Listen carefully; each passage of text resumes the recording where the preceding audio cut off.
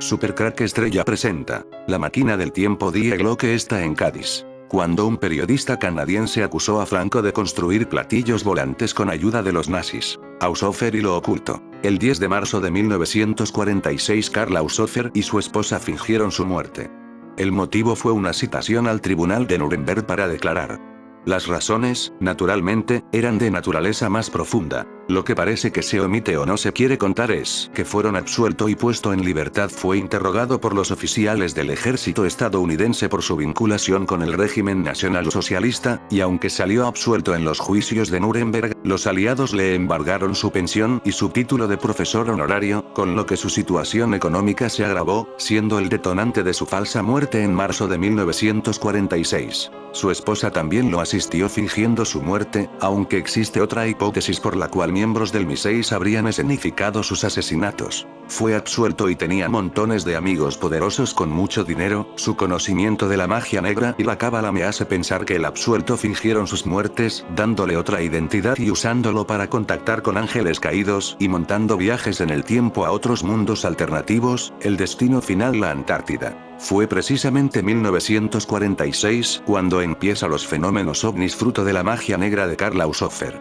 Louis Pauwels, en su libro Monsieur Gurdjieff, describe a Haushofer como un antiguo alumno de George Gurdjieff. Estuvo con Gurdjieff en el Tíbet en 1903, 1905, 1906, 1907 y 1908. Desde 1907 Haushofer vivió principalmente en Japón, donde fue iniciado en una sociedad budista esotérica, el Dragón Verde. Se dice que una de las pruebas de iniciación en esta orden es activar el proceso de germinación de una semilla para que crezca hasta convertirse en una planta madura en cuestión de minutos. También fue el principal protagonista del concepto del Brill en Alemania y fue miembro de la Sociedad Thule. La Logia Luminosa o Sociedad Brill fue fundada en Berlín. Su líder fue Karl Haushofer, el maestro de magos. La Sociedad Brill se conoció por primera vez fuera de Alemania cuando el experto en cohetes, Willy, huyó de su país en 1933 e informó a quienes estaban dispuestos a escuchar que la logia tomó el libro de Lytton literalmente. Añadió con una sonrisa que los discípulos creían que tenían un conocimiento secreto que les permitiría cambiar su raza y convertirse en iguales de los superhombres desconocidos. Utilizaban métodos de concentración y todo un sistema de gimnasia interna mediante el cual se transformaban.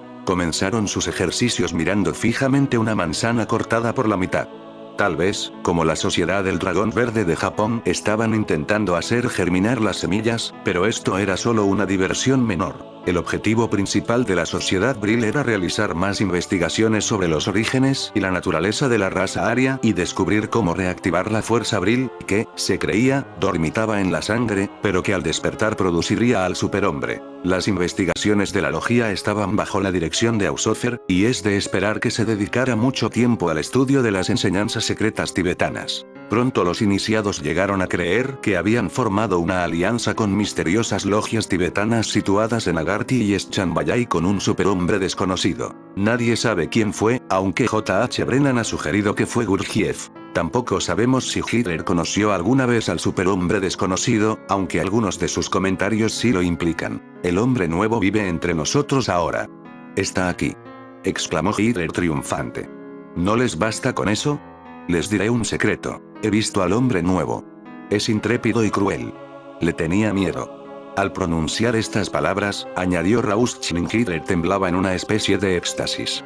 Los iniciados se mantenían en contacto con el Superman desconocido tanto con transmisores electrónicos como, algo más desconcertante, por medio de un juego que se practicaba con una baraja de cartas tibetanas como el tarot occidental. Estaban ensayando la comunicación telepática. Y podría haber sido con Gurdjieff, cuyas habilidades telepáticas han sido descritas con frecuencia por sus alumnos. Cualquiera que fuera su identidad, los nazis ciertamente mostraron un interés extraordinario en el Tíbet y, tan pronto como tuvieron fondos disponibles, organizaron una serie de expediciones a esa tierra lejana, que se sucedieron en rápida sucesión hasta 1943. Hemos visto cómo Haushofer fue enseñado por Gurdjieff en el Tíbet y por la Sociedad del Dragón Verde en Japón, cómo sus poderes de predicción le trajeron estima como general y cómo su formidable intelecto le valió renombre como profesor. Nunca cometió el error de atribuir abiertamente su éxito a su ocultismo. Como Hitler, fue lo bastante astuto para darse cuenta de que la pasión por lo esotérico suele invitar al ridículo y ocultó la verdadera naturaleza de sus intereses bajo un manto de racionalismo despiadado, que ha engañado a más de un historiador. Al igual que Crowley y Hitler, Haushofer despreciaba a la mayoría de los ocultistas como locos ineficaces y engreídos que solo lograron desprestigiar merecidamente todo el tema. Hemos visto lo poco impresionado que estaba por Rudolf Hess. Al principio tampoco le impresionó el dios de Hess, Adolf Hitler. Aún así, Hess, o probablemente el manuscrito de Dietrich Eckart, persuadió al profesor a asistir al juicio de Hitler por traición. La magnífica actuación del líder nazi en el tribunal ejerció un profundo efecto sobre Haushofer y le hizo cambiar de opinión. Cuando Hess le rogó que visitara a Hitler en la fortaleza de Landsberg, Haushofer accedió. Como señala Joachim Seefest, actuar como intermediario entre Haushofer y Hitler fue la contribución personal más importante y prácticamente la única que hizo Rudolf Hess al nacimiento y la configuración del nacionalsocialismo. Desgraciadamente, Fest no nos aclara la naturaleza de la influencia de Haushofer, que era a la vez exotérica y esotérica. Lo mejor es abordar primero el aspecto exotérico. Dietrich Eckart había instruido a Hitler en el arte de la propaganda. Haushofer amplió el alcance de su visión y le enseñó geopolítica. El profesor estaba obsesionado por el concepto del Lebensraum, o espacio vital. Creía fervientemente en la supremacía nórdica y en la degeneración judía, pensaba que la raza aria se había originado en Asia Central e instaba a conquistar esa zona. Por eso, en Mein Kampf encontramos una reiteración constante de la importancia del espacio vital y, en el capítulo 14, un análisis del poder terrestre y marítimo, la seguridad y el espacio vital y el lugar de la geografía en la estrategia militar que podría haber salido directamente de Haushofer. La influencia exotérica de Haushofer sobre Hitler se ha comentado a menudo, pero la naturaleza de su influencia esotérica no es tan conocida. No sabemos con certeza si siguió en contacto con Gurdjieff, entonces residente en París, aunque se rumorea que así fue. Bien puede haber algo de fundamento en este rumor, ya que, según el principal discípulo inglés de Gurdjieff, J.G. Bennett, ver a la derecha, Gurdjieff mostró un interés extraordinario en el Tercer Reich y declaró que los acontecimientos que este precipitó fueron de profunda importancia para la humanidad.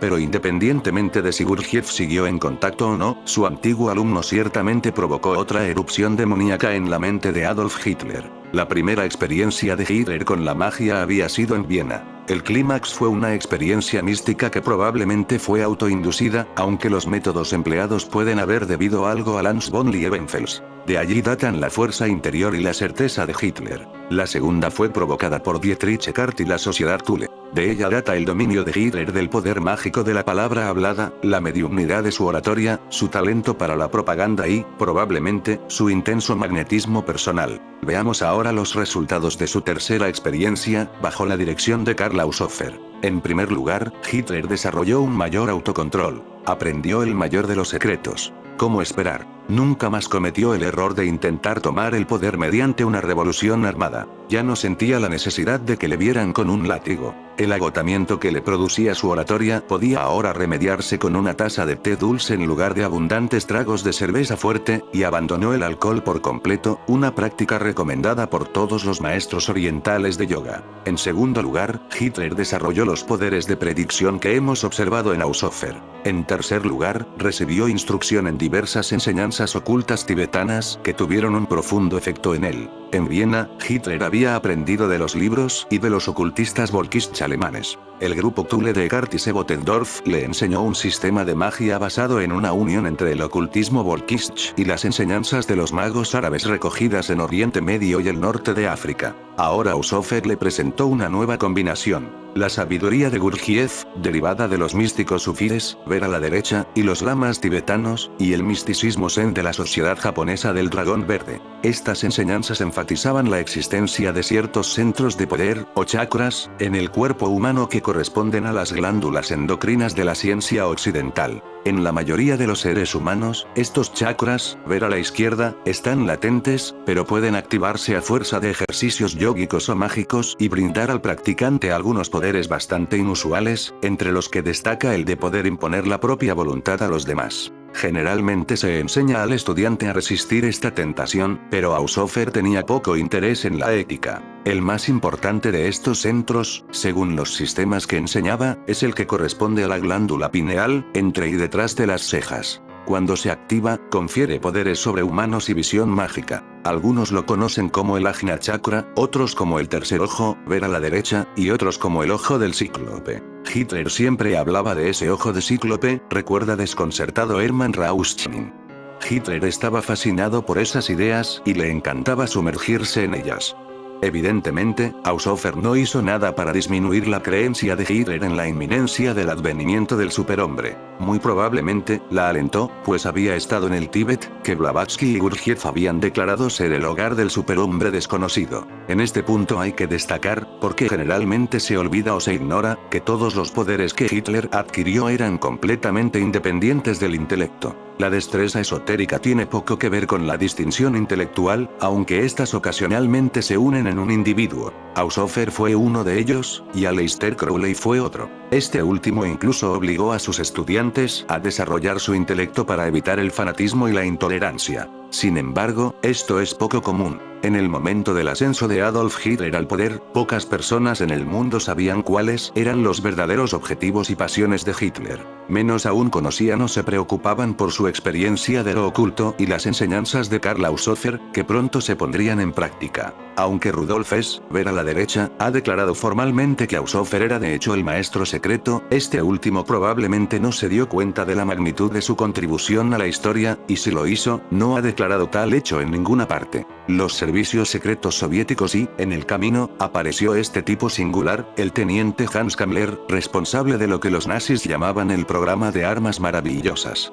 Tirando de ese hilo, descubrí la más misteriosa de todas, la campana. A partir de ahí comencé a escribir el relato sobre la historia de los nazis en la España de la posguerra y de las exiliadas republicanas en la KGB. Llegué entonces a un oficial de las SS procesado en Nuremberg y ejecutado después por los noruegos, Jacob Sporrenberg, que fue el primero en hablar de Der Riese el Gigante, en alemán, las instalaciones secretas en las que Kammler realizó sus experimentos con estas armas, cuenta ABC John. La Die Glocke fue, siempre supuestamente, una máquina de guerra oculta que los alemanes construyeron con el objetivo de ganar la guerra en el contexto de la Wunderwaffe, la campaña propagandística del Tercer Reich que recogía todas esas superarmas que el ejército nazi estaba dispuesto a usar contra los aliados.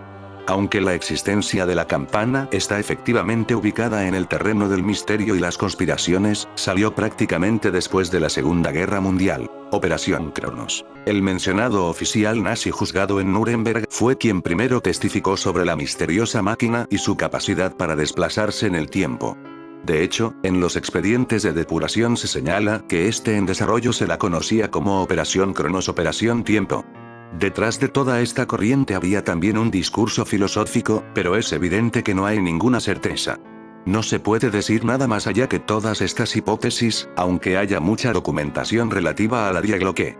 En el año 2000 su interés creció entre los aficionados a la historia, tras la publicación de Prawda o Wunderwaffe, la verdad sobre las Wunderwaffe, en español, del periodista polaco Igor Witkowski, que recogía el interrogatorio que se realizó a Jacob Sporrenberg y a las que accedió a través de un contacto con el Servicio Secreto de Polonia.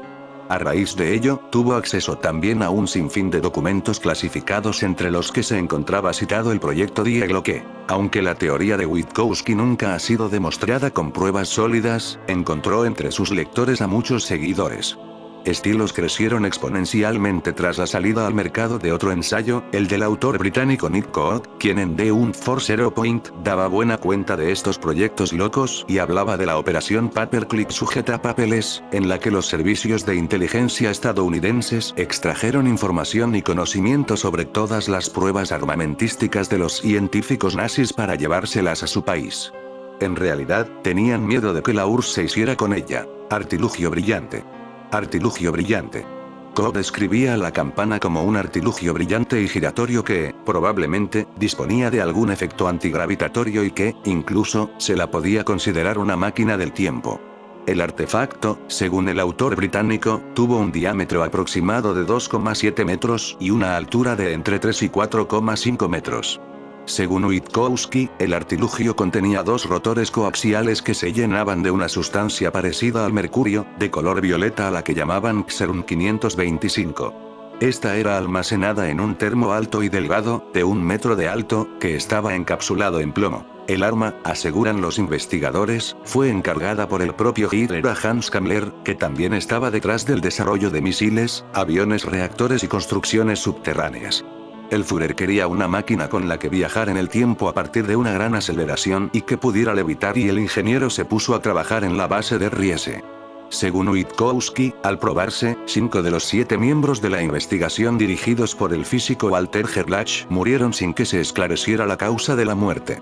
Las teorías de la conspiración que surgieron después apuntan a que los servicios de inteligencia de Estados Unidos robaron el arma y se la llevaron a sus instalaciones militares para estudiar la antigravedad. Otra versión asegura que se la llevaron a Sudamérica, donde se exiliaron muchísimos altos cargos nazis. La campana de la Orden del Sol Negro en la provincia de Cádiz. Se rumorea, entre los iniciados de la orden, que se encuentra a buen resguardo en algún sitio de la provincia gaditana.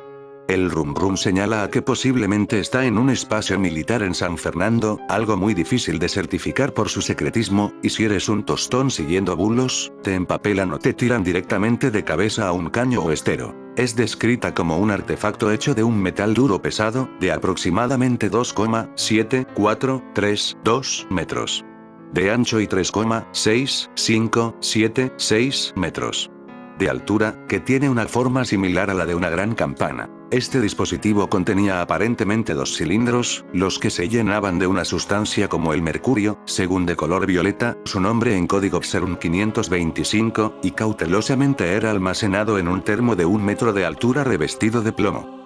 Este diagloque emite una radiación fuerte cuando se activa, un efecto que supuestamente condujo la muerte de varios científicos nazis no identificados, y varios sujetos de prueba como plantas y animales. La misteriosa campana, en su día fue desembarcada por un submarino en la llamada Playa de los Alemanes, y llevada a un sitio oculto del término municipal de Jerez de la Frontera, Sierra de Gibalbín. Los ingleses y los rusos se empeñaron a fondo para hacerse con ella, especialmente durante la Guerra Fría. Franco lo impidió, nunca se supo su motivo. Se hizo el sueco. Las raíces de la Orden del Sol Negro provienen de la Sociedad de Brill, la que comenzó casi al mismo tiempo que la Sociedad de Thule, cuando Karl Haushofer fundó los Brüder Lichts, lo que significa Hermanos de la Luz, a veces referido como la Logia Luminosa. Mientras que la Sociedad de Thule terminó centrándose principalmente en las agendas políticas y materialistas, la Sociedad de Brill puso su atención en el otro lado. Este grupo fue finalmente rebautizado como Brill Gesellschaft, ya que se levantó en prominencia y unió a 3 sociedades principales: los Señores de la Piedra Negra, Orden Teutónica, los Caballeros Negros, de la Sociedad de Thule, y el Sol Negro, la rama élite de la SS. En la provincia gaditana, la Orden del Sol Negro, aunque no es numerosa en cuanto a miembros adscritos o seguidores, tiene arraigo en Sanlúcar, Jerez, Chipiona, Rota, San Fernando, Cádiz capital y Caños de Meca. La obra novelada de James Rollins la ha hecho más conocida. La Universidad de Granada y el CERN estrechan lazos para potenciar la investigación de los aceleradores de partículas. El día que los extraterrestres llegaron a Conil de la Frontera en un ovni procedente de Rusia, se cumplen 30 años de la supuesta aparición, casi simultánea, de alienígenas en Rusia y en la provincia de Cádiz. El 27 de septiembre de 1989, en Voronezh, en la ex Unión Soviética, hoy Rusia, varios niños afirmaron haber visto un alienígena de 3 ojos con una escolta robótica que habían bajado de un ovni. Los niños testimoniaron que el alienígena medía unos 3 metros de altura. La nave, según el testimonio de los testigos, aterrizó en las afueras de la ciudad de Voronezh. Poco después, el alto alienígena apareció y, al ver a un joven, le disparó una especie de arma, haciendo que se desvaneciera ante los ojos de las demás personas que le rodeaban. Por la violencia de este incidente ovni, que supuestamente ocurrió en Voronezh, fue publicado por primera vez en Occidente, en los Estados Unidos por el medio St. Louis Dispatch. La historia se hizo público originalmente el 11 de octubre de 1989, pero su origen fue el periódico estatal ruso TASS. 29 de septiembre de 1889, 2 días después de lo de Voronezh en Cádiz. El conocido como caso Conil es uno de los más célebres sucesos, supuestamente, ufológicos sucedidos en España, y más concretamente en la playa de los Bateles de Conil de la Frontera, Cádiz. Según los hechos relatados por los 5 testigos del caso, Isabel Sánchez, 17, Lázaro Sánchez, 14, Pedro Sánchez, 19, Loli Bermúdez, 23, y Pedro González, 21, el 29 de septiembre de 1989 acuden a la mencionada playa porque hacía ya varios días que habían estado observando desde el pueblo la evolución de extrañas luces en el cielo cerca de la costa. Bajaron pues a la playa cuando ya estaba desierta, alrededor de las 20:45 pudieron observar un ovni con forma de media luna, con unas luces rojas en el interior. El semicírculo se dirigió en silencio hacia el pueblo. Al poco, también sobre las cabezas de los muchachos, surge otra luz. Esta lleva a cabo una serie de fogonazos a lo que responde una tercera luz ubicada sobre el puerto. Los jóvenes contemplan los 3 ovnis con unos prismáticos de 7,50 aumentos. Hacia las 21 horas, sentados en la arena y a unos 50 metros del agua, los testigos ven aparecer en la orilla a 2 seres de unos 2,5 metros de altura, vestidos con una especie de túnicas blancas. No pudieron distinguirles en ningún caso rasgos faciales. Los seres, con los brazos pegados al cuerpo y unos andares torpes, se dirigen hacia el grupo. Cunde entonces el pánico y los jóvenes huyen. Los humanoides se detienen y, al poco, los muchachos hacen otro tanto. Se hallan a 20 o 30 metros. Los seres giran y dan la espalda a los 5 testigos.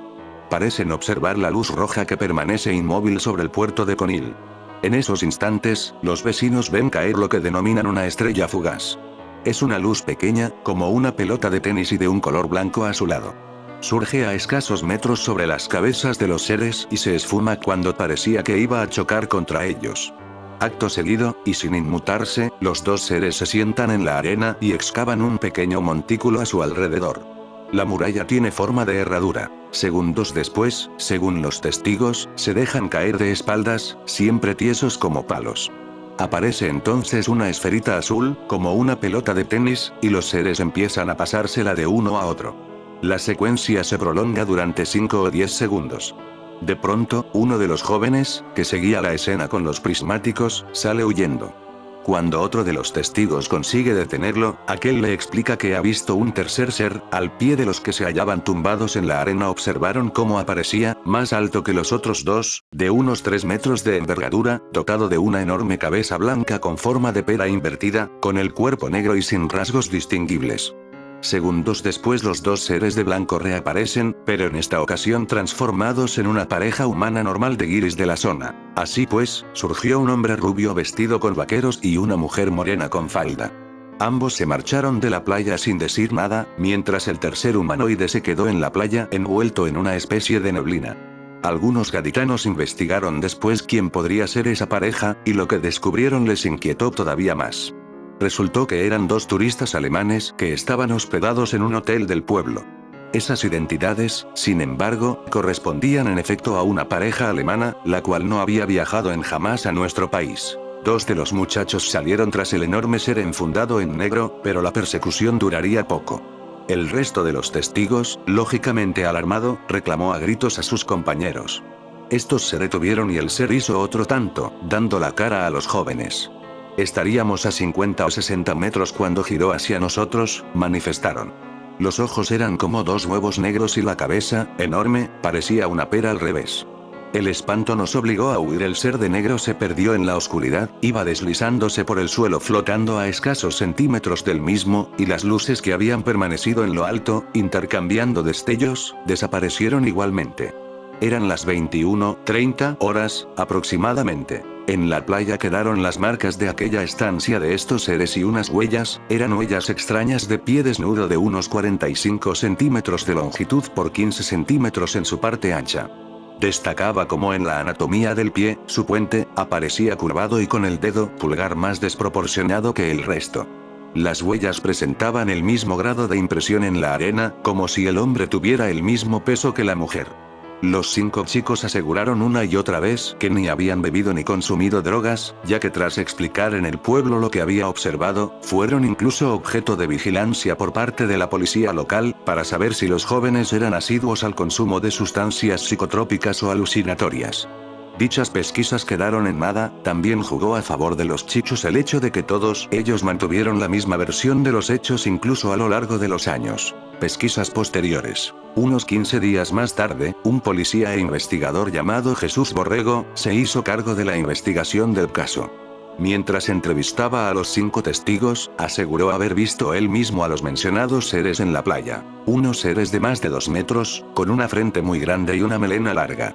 Yo me quedo entumecido en unas décimas de segundo y miro a una de las chicas que unos días antes había tenido la experiencia del primer avistamiento. Le pregunté, Loli, ¿tú qué piensas de esto? Y ella me contestó que eran los mismos que habían ellos días antes.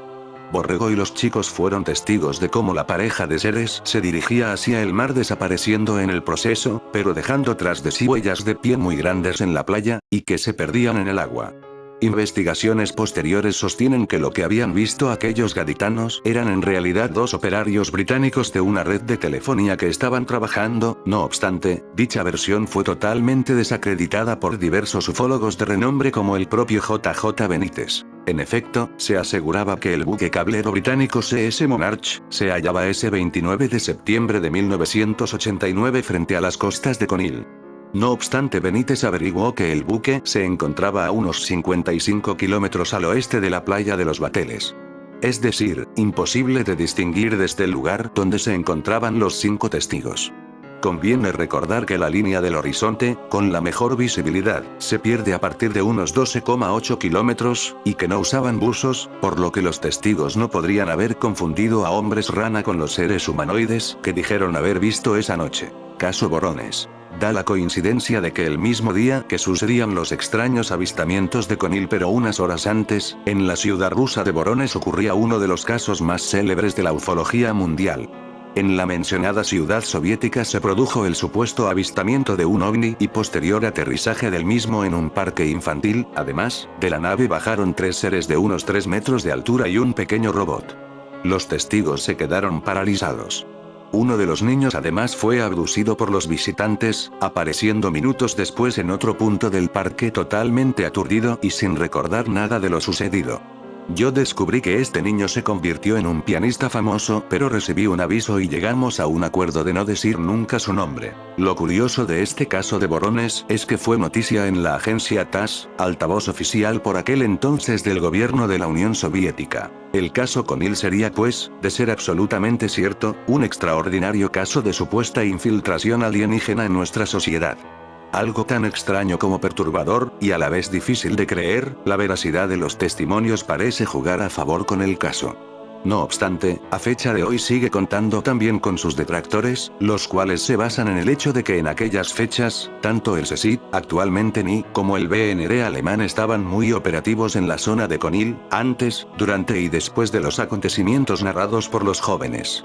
Esto podría, o no, explicar los fenómenos observados por aquellos testigos en esa inquietante noche del 29 de septiembre de 1989 en Conil. Durante el verano de 1947 innumerables fueron los casos de avistamientos de objetos volantes no identificados en los cielos de los Estados Unidos por parte de todo tipo de ciudadanos y en los puntos más distantes entre sí del país, dando inicio a la afición por la ufología por parte de miles de estadounidenses que se dedicaban a hacer acampadas en los más diversos lugares con el fin de fotografiar algún ovni. Tanto las autoridades como el propio gobierno no respondían a las preguntas que se formulaban a través de la prensa y las pocas veces que lo hacían era para comentar que no se trataba de ningún objeto no identificado sino de globos sondas, aviones del ejército realizando prácticas o vuelos de reconocimiento o alguna inclemencia atmosférica. Por aquel tiempo se descartaba totalmente la procedencia extraterrestre, aunque cada vez era mayor el número de personas interesadas por el tema y que creían que hasta la Tierra llegaban visitantes de otros planetas. La proliferación de literatura y películas que en aquella década estaban dedicadas al tema ayudó a captar numerosísimos aficionados a la ufología, pero las autoridades estadounidenses andaban algo desconcertadas sobre tal cantidad de información proveniente de cualquier punto del país en el que algún ciudadano decía haber sido testigo de algún avistamiento de un objeto que sobrevolaba y que no se parecía a ningún avión hasta entonces conocido. Tan solo hacía 2 años que la IGM había terminado y las primeras tensiones con el bloque soviético empezaban a aflorar, en lo que posteriormente desembocaría en la Guerra Fría. La inteligencia norteamericana todavía no disponía de suficiente información sobre la tecnología que pudiesen estar desarrollando los rusos, y aunque no descartaban que el origen de esos avistamientos fuese la Unión Soviética, tampoco quisieron descartar otras informaciones que apuntaban hacia científicos de la Alemania nazi que estuvieran colaborando con alguna potencia enemiga. El 4 de noviembre de 1947, tras haberse producido alrededor de 1 millar de avistamientos, el periodista de origen canadiense Lionel Shapiro publicó un artículo en el periódico de Montreal Gazette donde exponía su hipótesis sobre qué eran y de dónde habían salido aquellos platillos que sobrevolaban los Estados Unidos. Eran cohetes ideados por científicos de la antigua Alemania nazi que se encontraban escondidos en España bajo el amparo del generalísimo Franco. El periodista aseguraba que había tenido acceso a unos informes secretos sacados de España por un agente secreto y en los que se detallaba cómo el gobierno de Franco había dado cobijo a una serie de científicos nazis que trabajaban en un laboratorio secreto ubicado en las inmediaciones de Marbella, donde se desarrollaba un cohete bautizado con el nombre de Kilómetros 2. El tema de los supuestos platillos volantes del Tercer Reich no era nuevo y numerosa era la información que había trascendido sobre ello en los últimos años. También era de dominio público que España se hubiera convertido en uno de los lugares donde más nazis fueran a esconderse. Desde aquí se apoyó a Odessa, la organización que ayudó a escapar de la justicia a un buen número de criminales nazis, así que el hecho de que algunos científicos pudieran estar trabajando de incógnito no era una idea tan descabellada, y más, teniendo en cuenta que muchos habían ido a parar a laboratorios estadounidenses en la conocida como Operación Paperclip. Aunque en ningún momento dio a conocer la identidad de su fuente, las informaciones facilitadas por Lionel Shapiro gozaban de bastante credibilidad gracias a la reputación que obtuvo durante la IM en las que trabajó como corresponsal de guerra y envió sus crónicas desde primera línea en la invasión aliada de Sicilia, Salerno o la playa de Juno el día de desembarco de Normandía. Entre las informaciones facilitadas por Shapiro en los siguientes artículos, detallaba cómo el propio Francisco Franco había sido testigo de las pruebas que se realizaban de los Kilómetros 2 mientras se encontraba pescando por el Mediterráneo. Durante algunos meses otros medios estuvieron dando cobertura a las noticias publicadas por el periodista canadiense, pero poco a poco toda esa información se fue diluyendo en el tiempo y la aparición de nuevas publicaciones especializadas en el tema UFO, como son conocidos en Estados Unidos los OVNI, desviaron la atención hacia la posible procedencia extraterrestre de los misteriosos avistamientos. Nunca se pudo probar las hipótesis publicadas por Lionel Shapiro, aunque actualmente con la proliferación de blogs y páginas en redes sociales mucho se ha publicado sobre el respecto y centenares son las teorías conspiranoicas que avalan las informaciones facilitadas por el periodista canadiense. Si el video de Supercrack Estrella te gustó, compártelo.